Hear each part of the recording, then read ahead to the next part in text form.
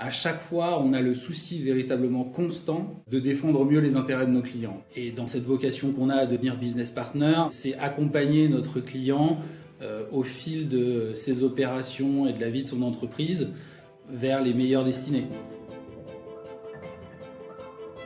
Je rentre au cabinet effectivement pour avoir une activité en partie contentieuse.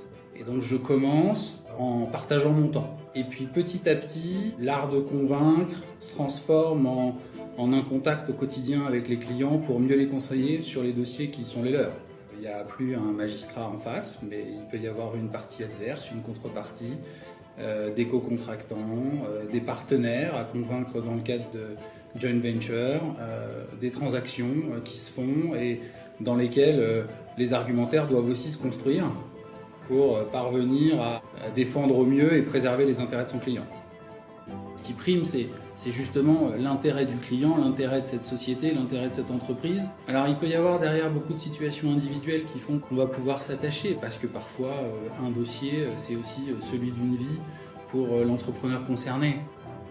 Derrière s'instaurent souvent des relations très privilégiées avec eux. C'est-à-dire qu'un client qui rentre comme nouveau client au sein de notre cabinet, on a vocation derrière à le suivre, à l'accompagner, parfois sur une opération, et puis par la suite sur beaucoup d'autres.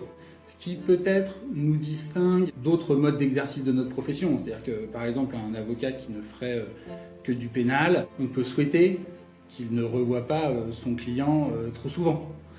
Nous, c'est plutôt l'inverse. Chez nous, les dossiers sont incarnés dans le cadre de la relation client, mais en même temps, la notion d'équipe est fondamentale. Et finalement, c'est autour de cette notion d'équipe qu'on apprend, qu'on grandit, qu'on construit une carrière. Chez un jeune confrère, on aime la constance. C'est-à-dire qu'un jeune avocat qui voudrait tester telle matière et puis qui très rapidement s'intéresserait à une autre, évidemment on aurait le droit, mais il faut un fil directeur, un fil conducteur à tout cela. Quelque chose qui va donner une cohérence au parcours et donc cette constance est importante.